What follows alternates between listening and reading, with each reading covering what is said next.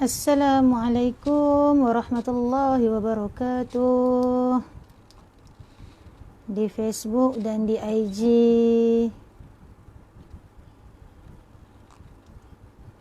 Okey. Sementara belum mula lagi, boleh share supaya ramai kawan-kawan dapat masuk, dapat join. Sama-sama kita mendengar sirah Nabi Muhammad sallallahu alaihi wasallam.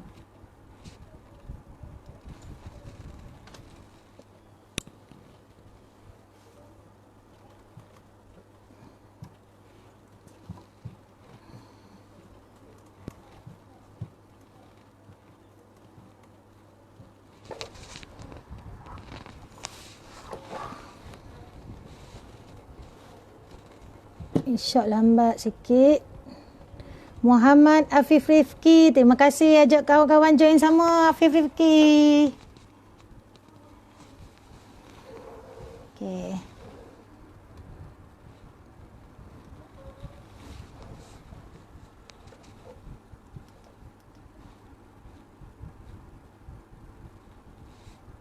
Kita tak dapat jumpa dekat luar, kita dapat jumpa secara dalam alam maya melalui live. Okey, baik. Sebelum bermula, kita dalam 2-3 minit lagi kita akan mulakan ya.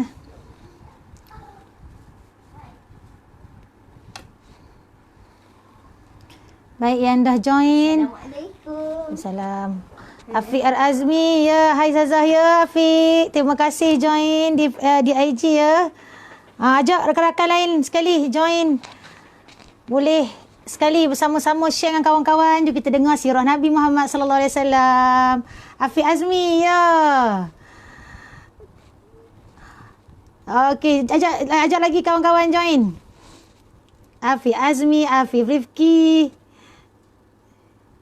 Okey, terima kasih bersama-sama dengan Ustazah malam ni. Okey. Seminit 2 lagi kita akan mula insya-Allah. Sebelum tu boleh share, boleh kongsi-kongsikan kawan-kawan. Okey.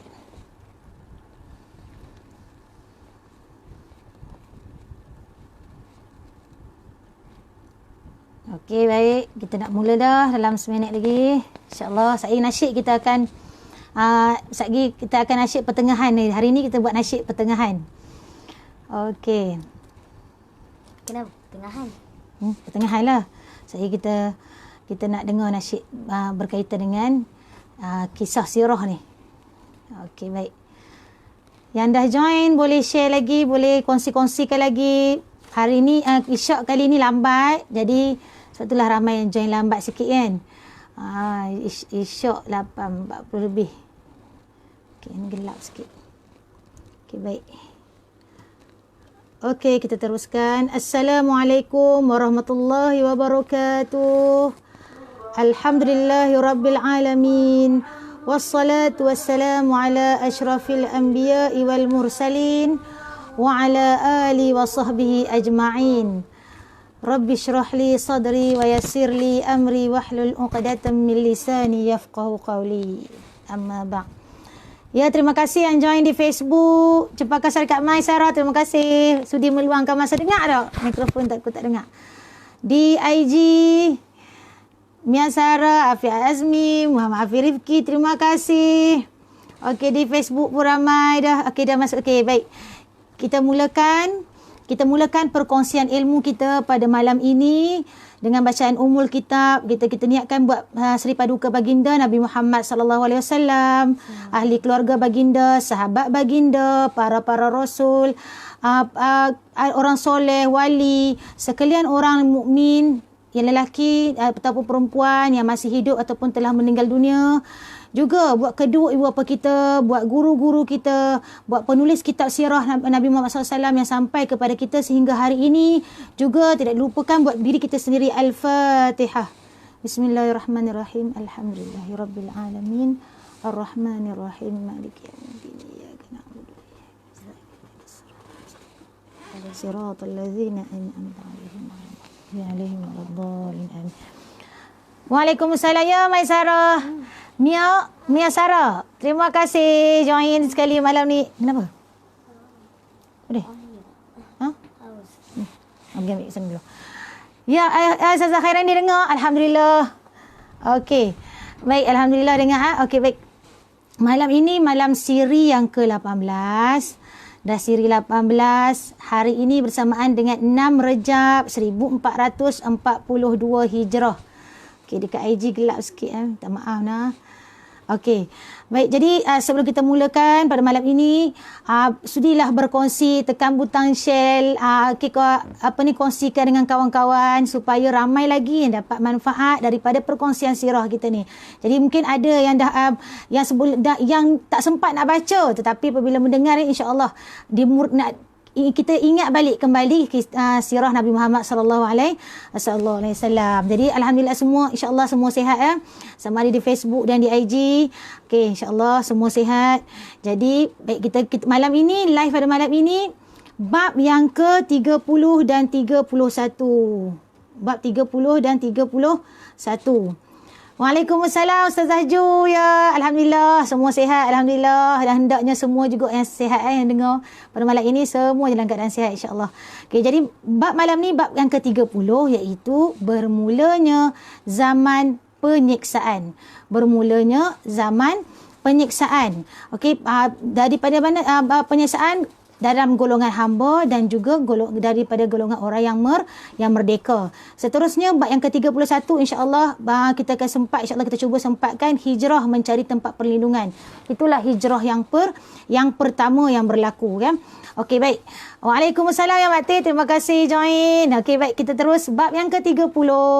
Bab bermulanya zaman penyiksaan. Jadi kita akan dengar apa yang dihadapi oleh penganut orang yang beragama Islam.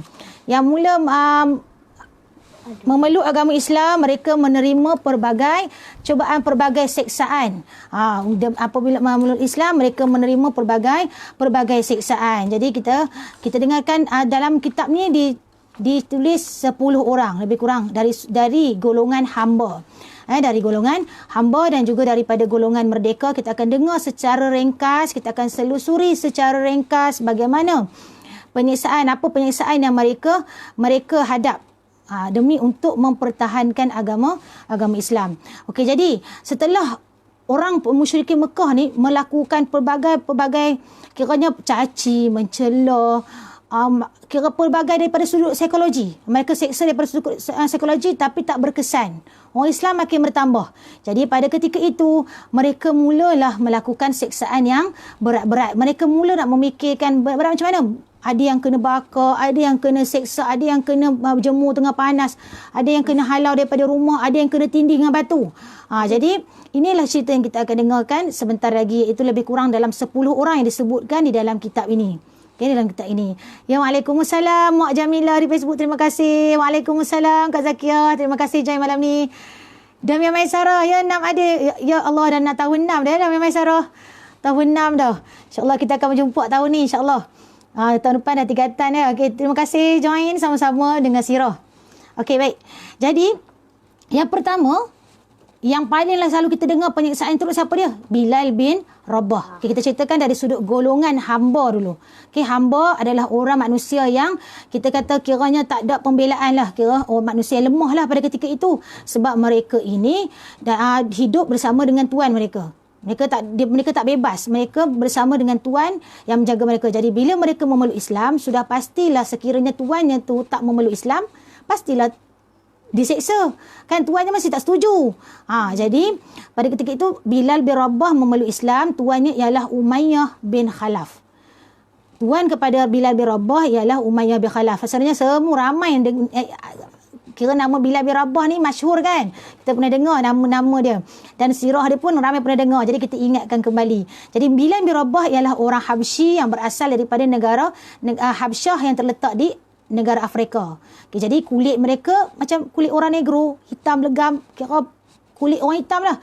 Jadi mereka ni, dia ni adalah hamba kepada Umayyah tapi tak dapat dipastikan. Sebelum ni kita maklumkan bagaimana dia pergi ke Mekah. Ada yang kata bahawa dia datang ke Mekah kerana ibu dan ayahnya mereka ditawan ketika berlaku peperangan. Jadi orang musyrikin Mekah bawa ke Mekah, mereka jadikan hamba. Dan ada juga satu cerita lain bahawa mereka ni datang, Bilal datang ke Mekah untuk nak mencari pekerjaan. Jadi untuk mencari kehidupan yang lebih selesa. Jadi bila datang ke Mekah, dia menjadi hamba. Wallahu a'lam macam mana, tetapi dia bukan berasal daripada Mekah. Jadi ketika mana dia, Nabi diangkat menjadi Rasul, Bilal bin Rabah pun berjumpalah dengan Nabi secara diam-diam dan memeluk agama Islam. Pada ketika itu, Nabi pesan kat Bilal, wahai Bilal, kamu hendaklah sorok keimanan kamu ni. Tak payah bagi tahu kepada Tuhan kamu. Diam je.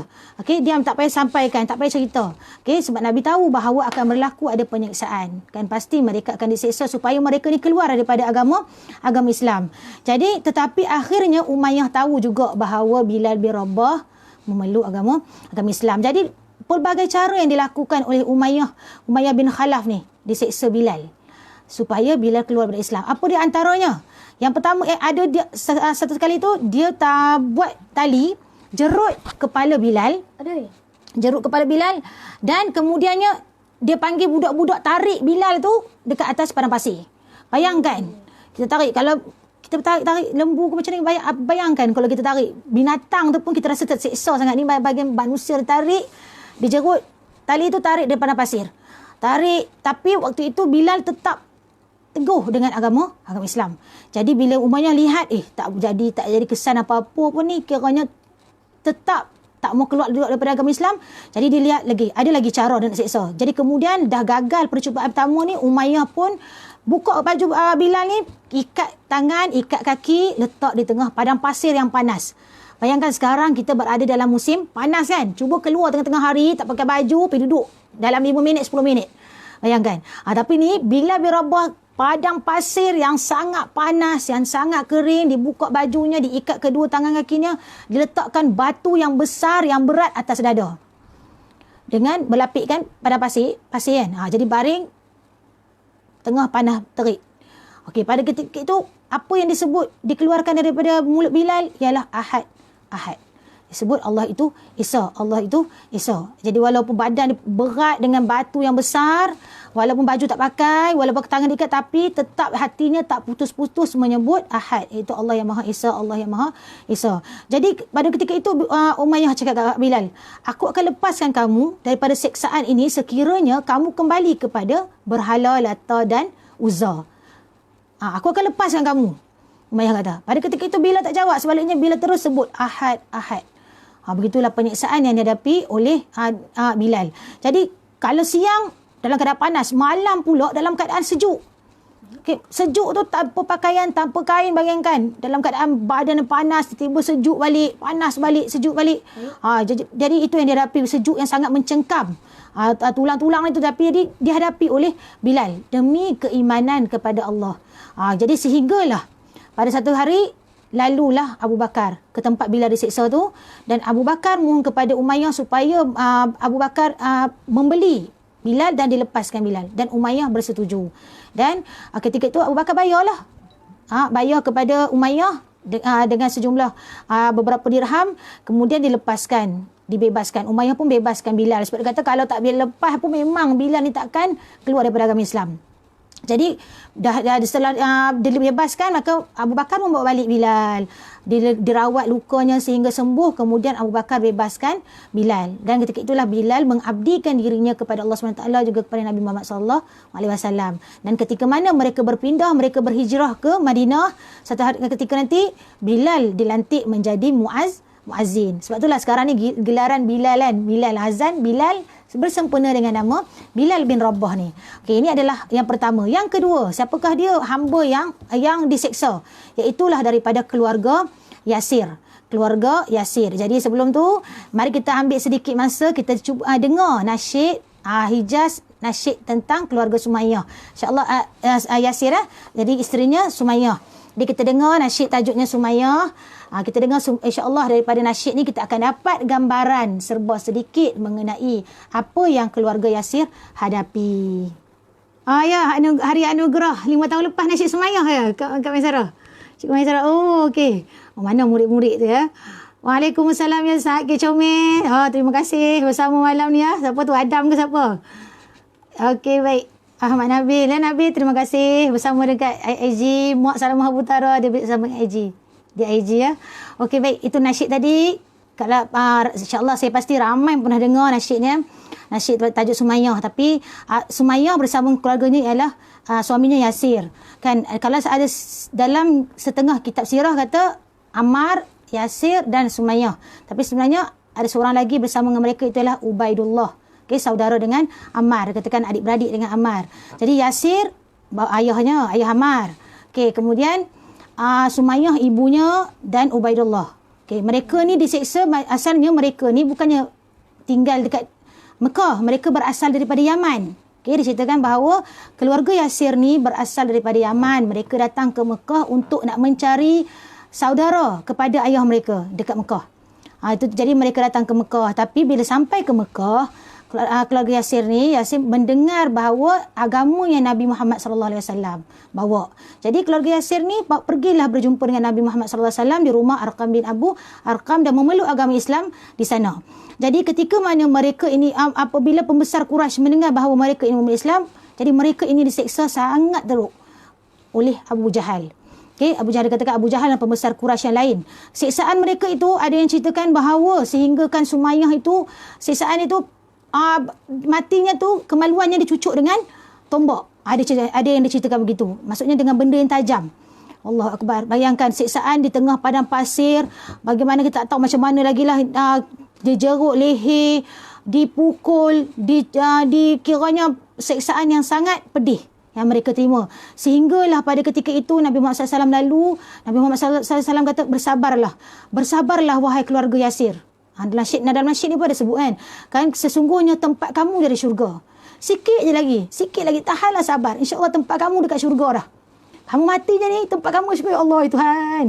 Nak dapat tu, kalau kita disiksa macam tu, nak dapat tu, tak tahulah banyak mana iman kita nak dapat kan. Nabi cakap sabarlah Keluarga Yasir, tempat kamu sikit lagi ya. Kamu tahan siksaan ni, tempat kamu di syurga. Jadi siksaan mereka tu sehinggakan Yasir meninggal dunia, Sumayyah meninggal dunia dan Ubaidullah pun meninggal dunia. Dikatakan bahawa Ubaidullah tu dibaling daripada tempat yang tinggi. Jatuh meninggal. Wallahu a'lam, tapi dalam sirah disebut. Jadi bagaimana pula dengan Ammar? Ammar ini ketika mana Abu Jahal pukul, Abu Jahal seksa dengan kejam, pada ketika itu Abu Jahal kata, adakah kamu ni kalau kamu keluar daripada agama Islam, kamu sembah berhala, kamu akan selamat. Jadi pada ketika itu Ammar dalam keadaan sedih, kehilangan ibu ayahnya, kehilangan saudaranya, dia tak tahan sangatlah tanggung. Akhirnya dia berkata dia keluar daripada agama Islam. Dia mengaku dia keluar. Jadi selepas tu Abu Jahal lepaskan dia. Maka Ammar ni selepas tu dicari Nabi dalam keadaan dia sedih, dalam keadaan bayangkan keluarga dah tak ada, dalam keadaan kiranya hati ni sangat pedih. Dan bercakap macam tadi kan. Jadi hati sangat sedih dengan kehilangan keluarganya. Akhirnya selepas tu Ammar berjumpa Nabi Muhammad SAW, cari Nabi Muhammad SAW. Jadi Ammar cerita dekat Rasulullah apa yang berlaku.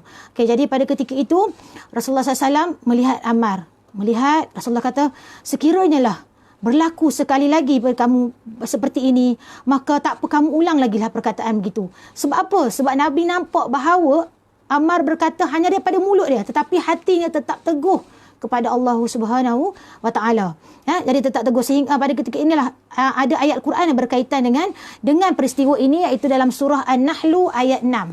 Okey, boleh rujuk surah An-Nahl ayat 6 bahawa dia kata auzubillahi minasyaitanirrajim, yang bermaksud barang siapa kafir kepada Allah setelah dia beriman, maka dia akan mendapat kemurkaan Allah, kecuali Nabi terangkan kepada Ammar, wahyu Allah turun ni, kecuali orang yang dipaksa kafir padahal hatinya tetap tenang dalam beriman, maka dia tidak berdosa. Tetapi orang yang melapangkan dadanya untuk kekafiran, maka kemurkaan Allah menimpanya dan mereka akan mendapat azab yang besar. Jadi tenanglah Ammar apabila mendengar ayat ni. Jadi asalnya sangat sedih, sangat berduka cita, hatinya pedih, tak tahu nak cakap apa dah, sangat malu dengan Nabi sebab dia buat pengakuan begitu. Tapi Nabi faham apa yang dihadapi oleh Ammar. Okey, dalam keadaan kehilangan ibu ayahnya, dalam keadaan terseksa gitu. Jadi bukannya Ammar nak mengaku saja-saja, tetapi pada ketika itu kerana terpaksa. Jadi apabila mendengar surah An-Nahl ayat 6 ini, maka Ammar pun merasa lega. Dia rasa lega, dia rasa maksudnya apa yang dibuat tu bukannya saja kan. Jadi Ammar ni sempat hidup sehinggalah kepada pemerintahan Khalifah Sayyidina Ali bin Abu Talib. Ini ketika peperangan dia wafat, meninggal dunia ketika mana berlaku peperangan Siffin, berperang di antara pengikut Sayyidina Ali dengan pemberontak. Jadi Ammar ni bersama dengan kumpulan bersama dengan Sayyidina Ali. Mereka berperang dan akhirnya Ammar syahid. Okey, itu dia cerita tentang Ammar. Okey, daripada keluarga Yasir ni tadilah, ibunya Sumayyah, ayahnya Yasir. Okey, ini adalah orang yang kedua, golongan hamba yang kedua yang disiksa. Okey, seterusnya Zunairah. Okey. Amin ya. Terima kasih. Waalaikumsalam ya Siti Khadijah adikku. Alhamdulillah. Maksud dia juga. Okey, jadi Zunairah, siapakah dia Zunairah? Zunairah adalah hamba perempuan, hamba kepada Fir'aun pada zaman itu. Siapakah dia? Iaitulah Abu Jahal. Abu Jahal mendapat gelaran Fir'aun pada zaman itu. Kerana begitu jahatnya dia, okey, sampai gitu sekali gelaran diterima. Jadi Zunairah ni antara hamba yang awal masuk Islam.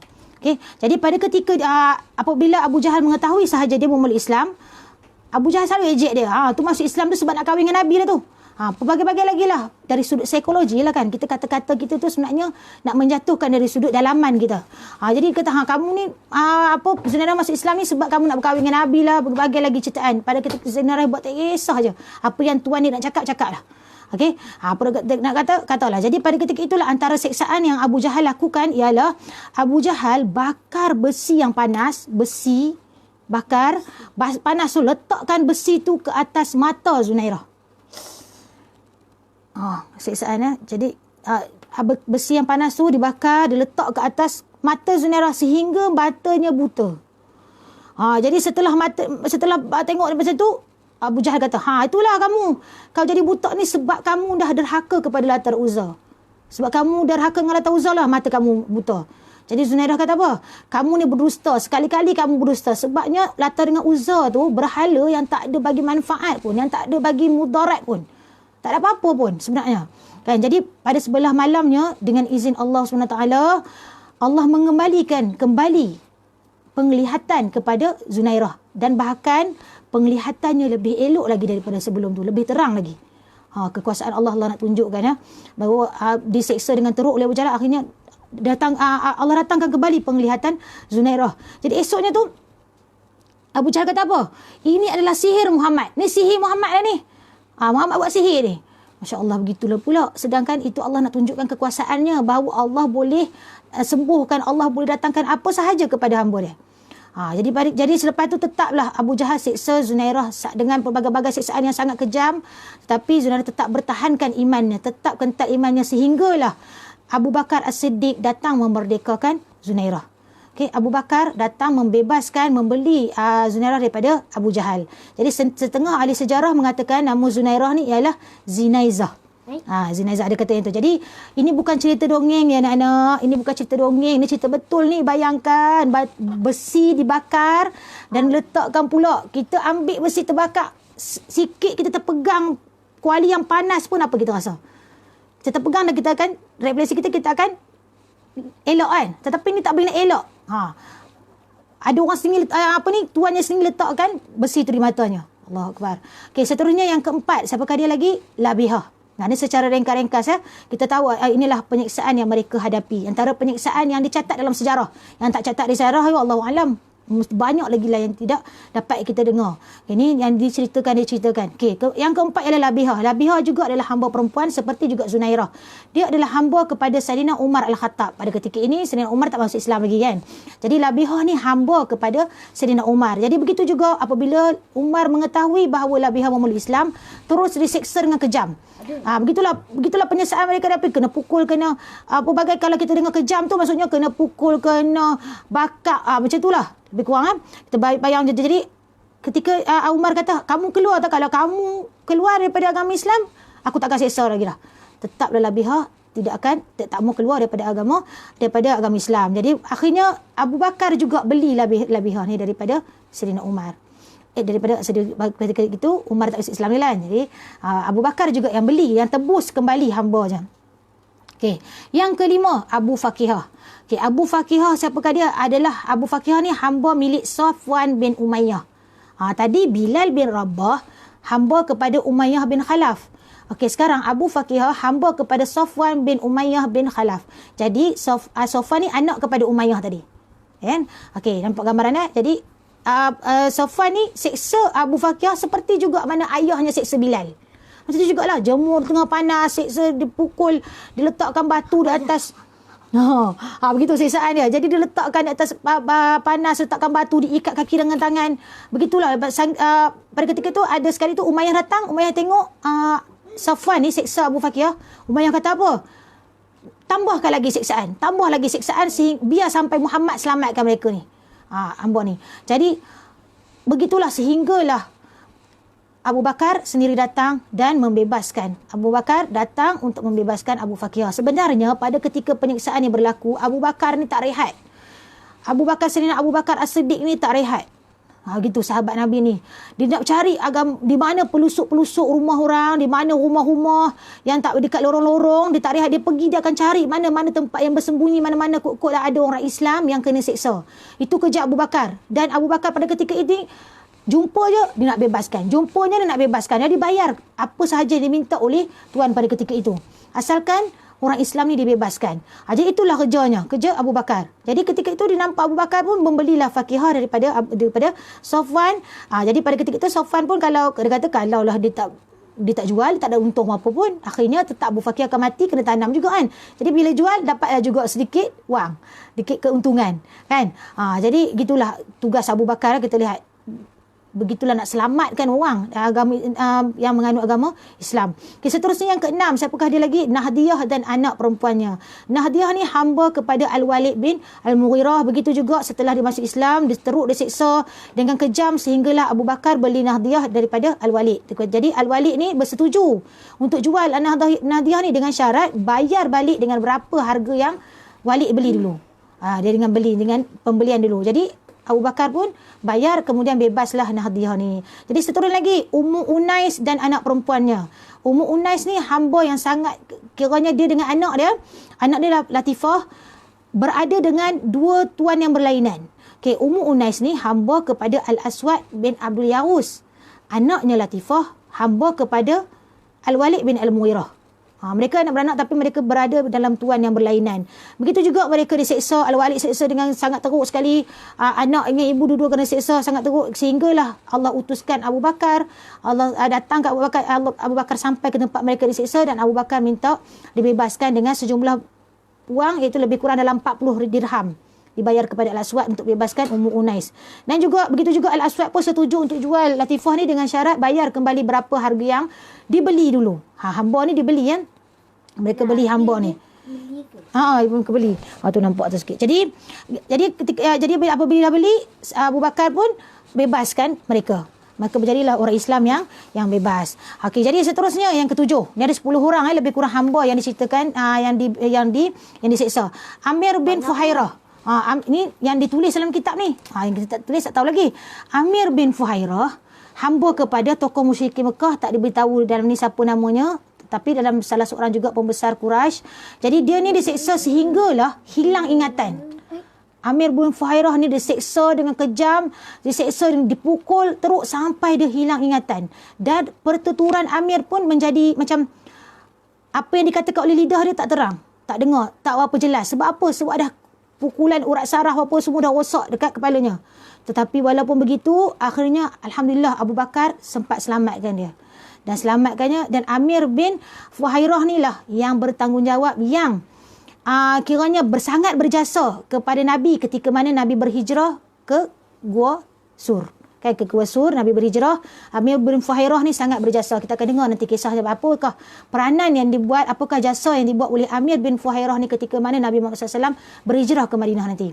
Okay, jadi yang ke-9 ialah Hamamah. Hamamah ni siapa dia? Hamamah ialah ibu Bilal bin Rabah, juga menjadi tawanan kepada juga adalah hamba, dan akhirnya dia diseksa juga dan akhirnya dibebaskan juga oleh Sayyidina Abu Bakar As-Siddiq.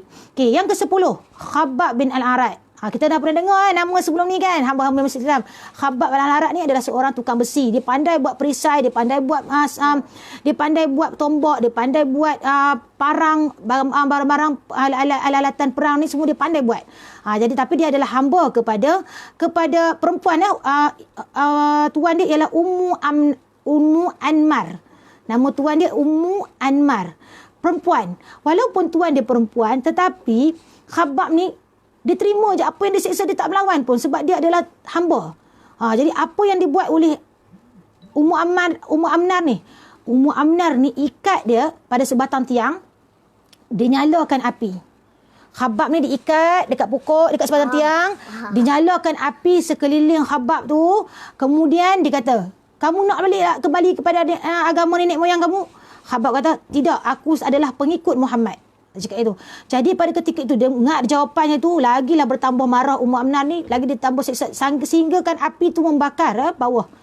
Membakar bahagian bawah Khabbab. Dan Ummu Amnar ni tak kiranya dia tak puas hati lagi, dia ambil pula besi, dibakar besi tu dalam keadaan besi panas tu, diletak di belakang Khabbab.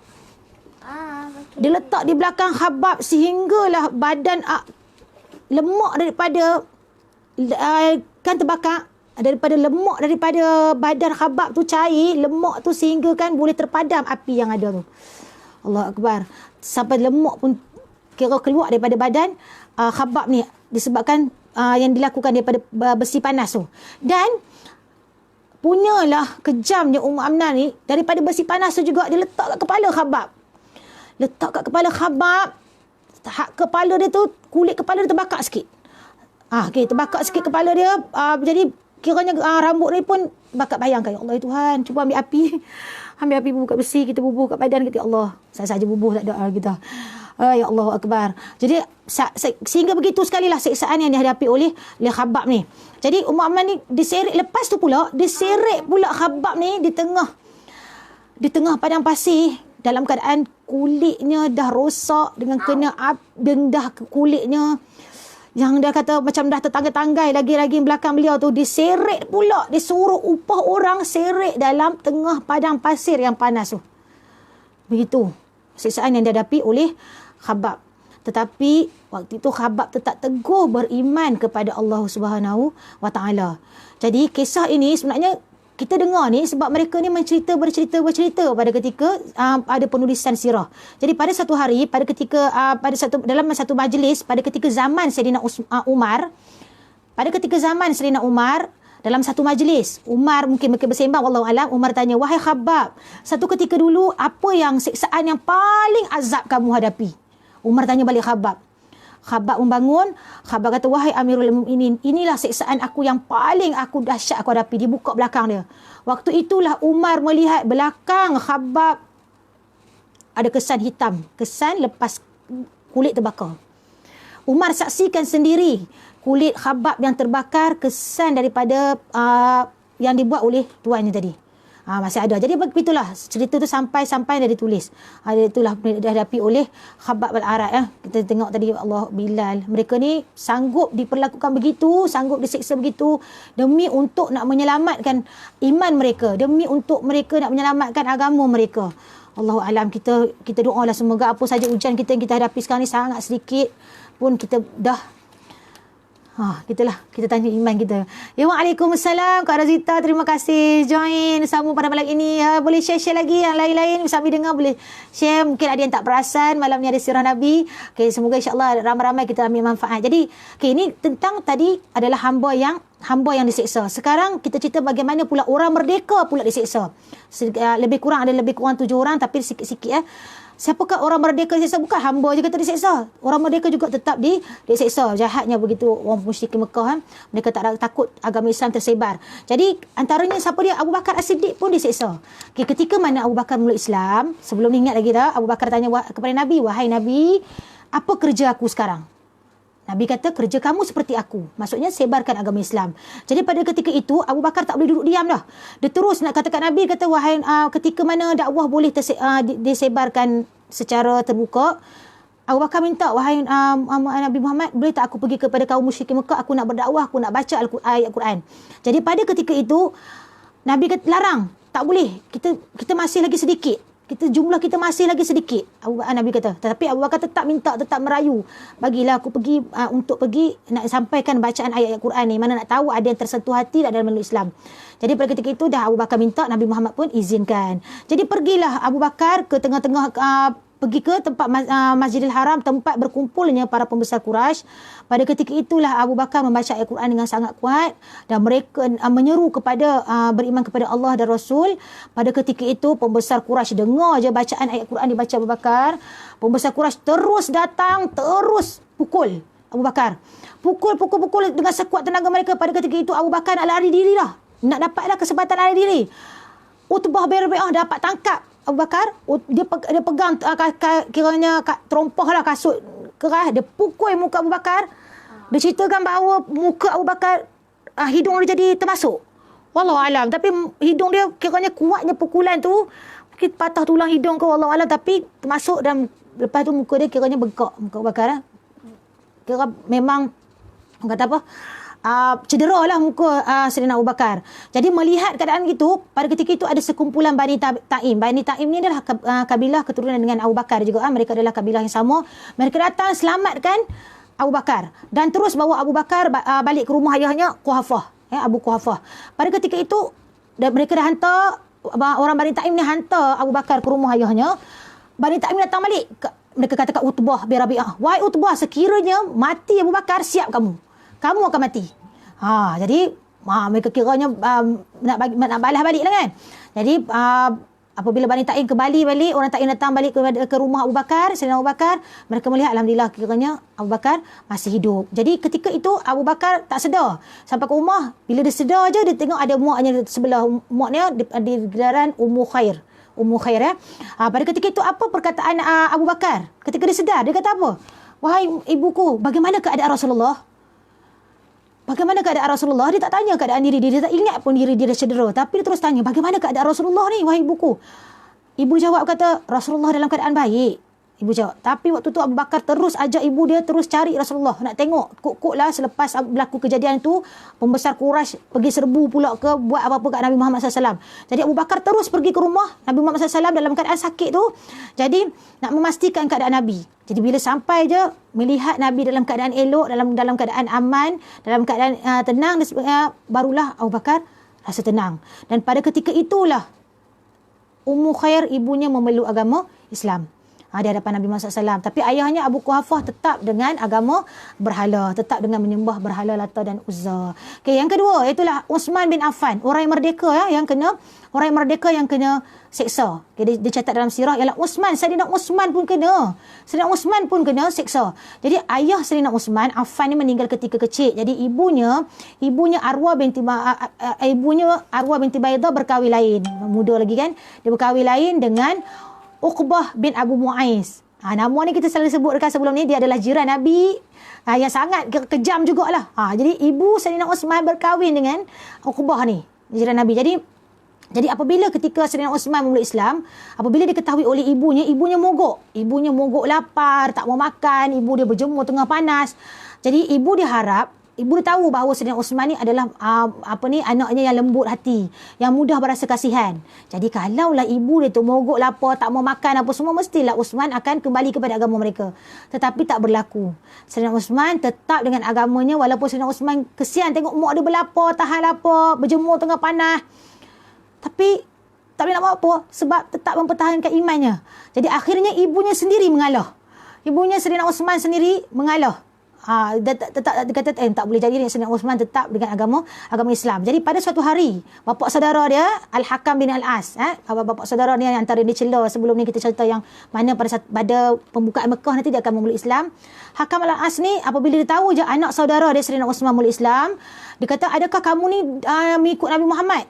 Sayyidina Uthman kata, ya, saya dah ikut Nabi Muhammad. Terus Hakam ni seksa, ikat tangan dengan kaki Uthman, terus diseksa Uthman. Dia kata, selagi kamu tak tukar agama kamu, selagi itulah aku akan ikat kamu ni. Aku tak akan lepaskan kamu. Ya, sehinggalah beberapa ketika dia lihat bahawa anak saudara dia takkan dah, memang teguh dah keimanan kepada Nabi Muhammad SAW dan kepada Allah SWT.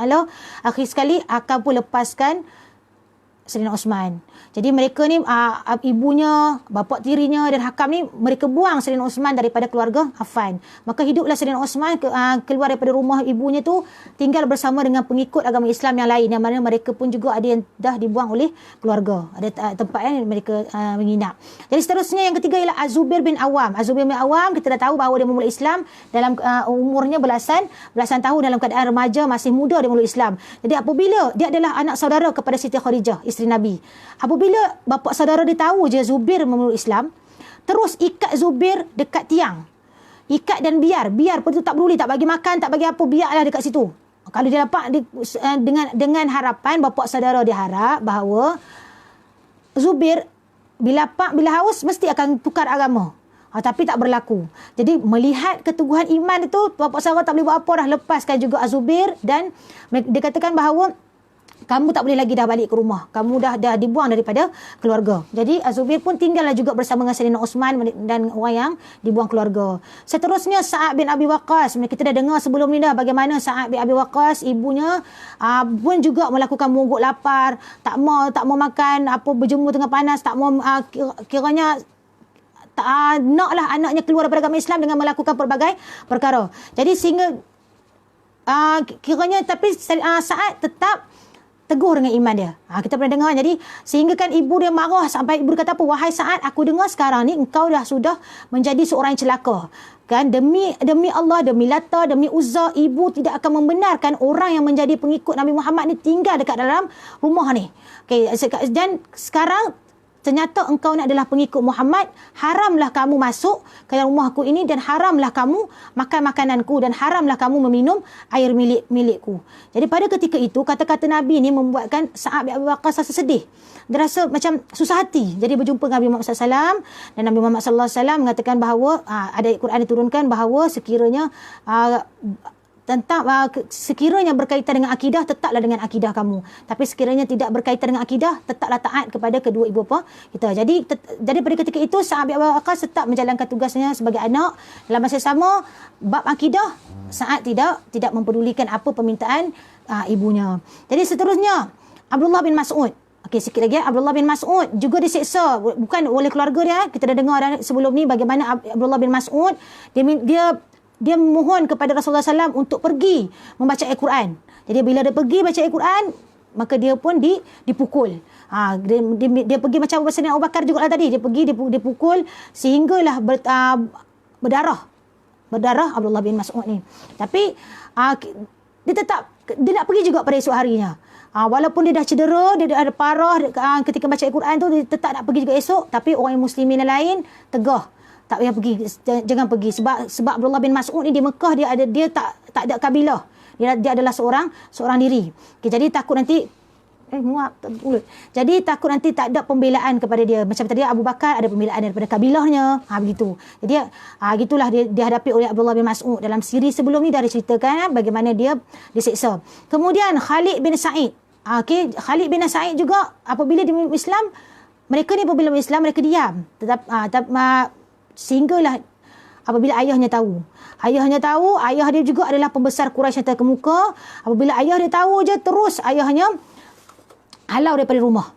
Tapi sebelum ayah dia halau tu, ayah dia juga seksa juga seperti yang lain, ikat, tak bagi makan, tak bagi minum, dengan harapan dengan kelaparan gitu mereka akan keluar daripada agama Islam. Tetapi tidak juga berlaku. Akhirnya tetaplah juga Khalid bin Sa'id ni dihalau keluar daripada rumah.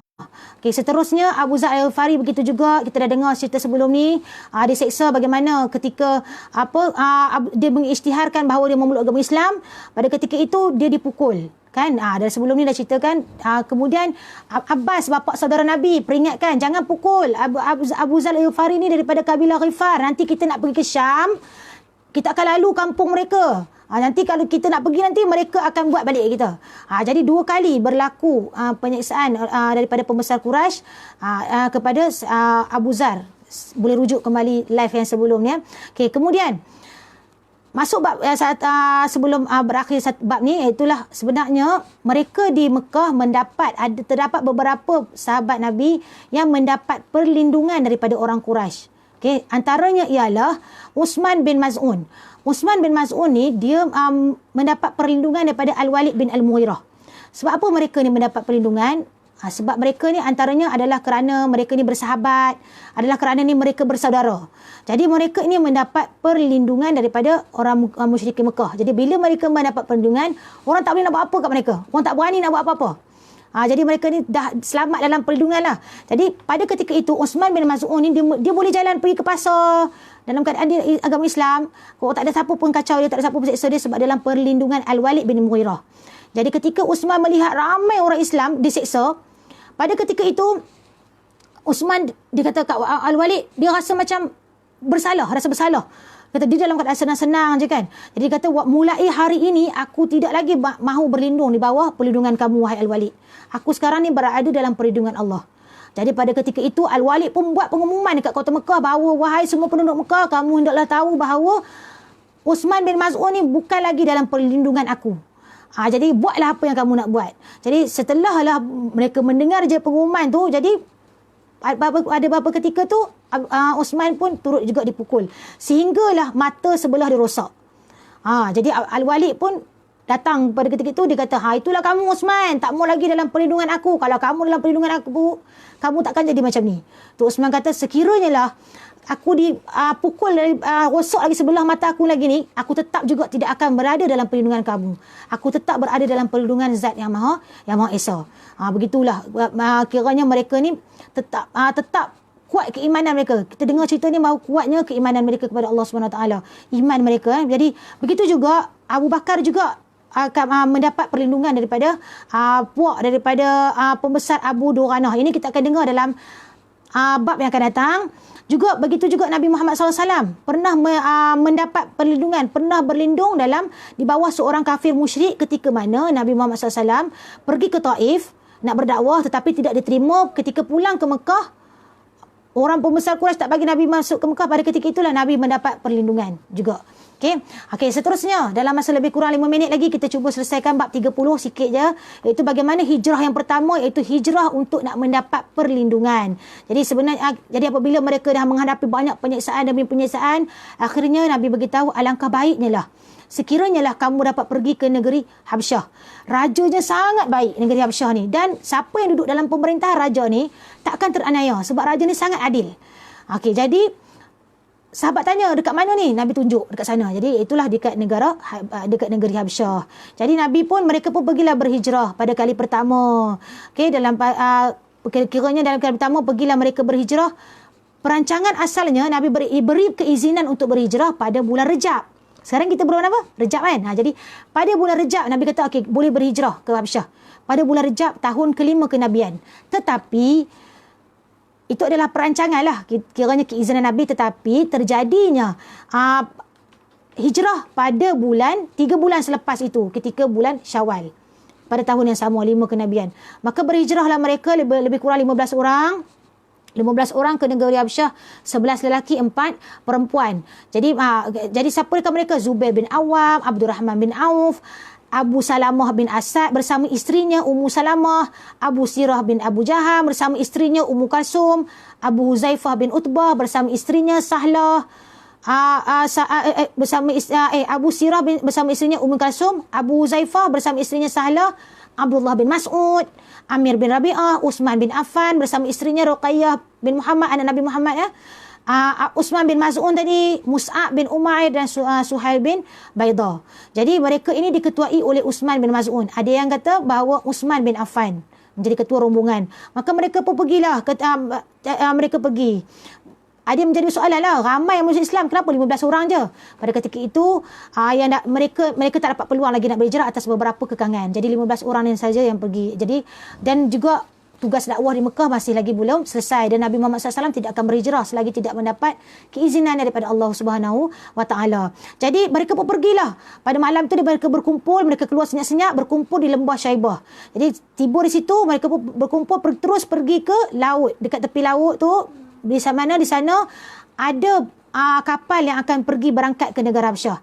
Dengan izin Allah SWT ada 2 kapal kepunyaan pedagang sedang berlabuh Dan mereka pun dapatlah naik ke dalam kapal tu dengan dibayar setengah dirham ataupun setengah dinar ataupun lebih kurang 10 dirham seorang. Mereka membayar. Okay, jadi kapal mereka pun dapatlah berlayar pergilah ke negara Habsyah. Esok harinya mereka sedar. Orang-orang Quraisy sedar apabila anak mereka dah tak ada, apabila Ummu Salamah tak ada, apabila isterinya tak ada, Ummu Salamah tak ada dah. Ayah mereka perasan. Okay, apabila Utbah sedar Abu Huzaifah dah tak ada dah, anak dia tak ada. Bisinglah, gemparlah Mekah. Mana ni pergi anak-anak mereka ni? Pergi mana ni? Jadi mereka pun siasat-siasat, akhir sekali mereka tahu bahawa terdapat orang Islam yang pergi berhijrah. Terus bekerja ke tempat pelabuhan tadi. Tapi sampai dah tak ada dah. Dah tak ada lah kan. Mereka dah pergi berhijrah ke Habsyah. Okey, itulah kisahnya hijrah yang kali yang pertama. Jadi insya-Allah moga-moga pada malam ini dapatlah sesuatu yang dipelajari, dapat sesuatu yang kita ingat-ingat kembali, dapat perkongsian ini, ilmu ini, semoga dapatlah sesuatu kita ingat-ingat mengangati, mengantuk dah. Okay, jadi terima kasih kepada semua yang share, yang komen, yang like. Jadi sebelum itu, yang baik itu daripada Allah SWT, yang kurang itu daripada diri saya sendiri. Kita sudahi dengan bacaan doa, semoga majlis kita ini lebih diberkati. A'udzubillahi minasyaitonirrajim. Bismillahirrahmanirrahim. Alhamdulillahirabbil alamin, wassalatu wassalamu ala asyrafil anbiya'i wal mursalin wa ala alihi washabbihi ajma'in. Ya Allah, ya Tuhan kami, Engkau berhak dipuji kerana kemuliaan zat-Mu dan kebesaran kerajaan-Mu. Ya Allah, sampaikanlah pahala dari apa yang telah kami dengari ini, daripada apa yang kami pelajari ini, ke hadrat penghulu kami dan junjungan kami Nabi Muhammad sallallahu alaihi wasallam. Moga-moga bertambah kemuliaannya, dan ke hadrat nenek moyang baginda dan para saudara baginda dari kalangan nabi-nabi dan rasul-rasul alaihi wassalatu wasallam. Moga-moga bertambah kemuliaan mereka, dan ke hadrat kaum keluarga dan sahabat baginda sekaliannya. Juga kepada arwah sekalian imam-imam mujtahid, ulama-ulama yang beramal dengan ilmunya, para ahli fiqh dan ahli hadis, para pembaca Al-Quran dan ahli tafsir, para penghulu ahli sufi serta sekalian pengikut mereka yang jujur hinggalah hari kiamat. Ya Allah, kasihanilah kami dan ibu bapa kami serta sekalian umat Nabi Muhammad. Ya Allah, kasihanilah kami dan ibu bapa kami serta sekalian umat Nabi Muhammad. Ya Allah, kasihanilah kami dan ibu bapa kami serta sekalian umat Nabi Muhammad. Selamatkanlah kami dan ibu bapa kami serta sekalian umat Nabi Muhammad di dunia dan di akhirat. Ya Allah, bukakanlah hati kami dan sekalian keturunan kami sebagai hati wali-wali Allah. Ya Allah, bukakanlah hati kami dan sekalian hati keturunan kami sebagai hati wali-wali Allah. Ya Allah, bukakanlah sekalian hati kami dan sekalian keturunan kami sebagai hati wali-wali Allah yang tidak berasa takut atau sedih terhadap hal-hal dunia. Ya Allah, kami memohon keampunan dan kesihatan dalam perkara agama, dunia dan akhirat. Rabbana atina fid dunya hasanatan wa fil akhirati hasanatan wa qina adzabannar. Wa sallallahu ala sayyidina Muhammadin wa ala alihi washabbihi ajma'in. Subhana rabbika rabbil izzati amma yasifun, salamun alal mursalin walhamdulillahi rabbil alamin. Ya, baik. Terima kasih di IG. Ya, baik Mia Sarah. InsyaAllah kita jumpa lagi minggu depan ya semua di IG. Alhamdulillah dapat join bersama-sama minggu ni. InsyaAllah kita jumpa lagi minggu depan. Baik ya Ustazah Ju. Ya, betul-betul. Sahabat-sahabat Nabi menghadapi macam-macam kita dalam pandemik ni. Pandemik ni pun dah betul. Kita ada sekarang ni pun dalam BKP duduk kat rumah ni. Dekat rumah pun kita macam-macam dah mengeluh. Macam-macam, ya Allah. Moga Allah ampunkan kita. Ya, Mak Tok Su. Baik seleka. Kita tengok Tok Su, Mak Tok Su. Masuk. Terima kasih bersama yang like, yang share, yang komen. Terima kasih. Semoga Allah yang membalas semuanya. Amin ya rabbal alamin. Terima kasih Ustazah Ju. Terima kasih, insya-Allah jumpa lagi minggu depan. Baik, terima kasih semua. Assalamualaikum warahmatullahi wabarakatuh. Assalamualaikum.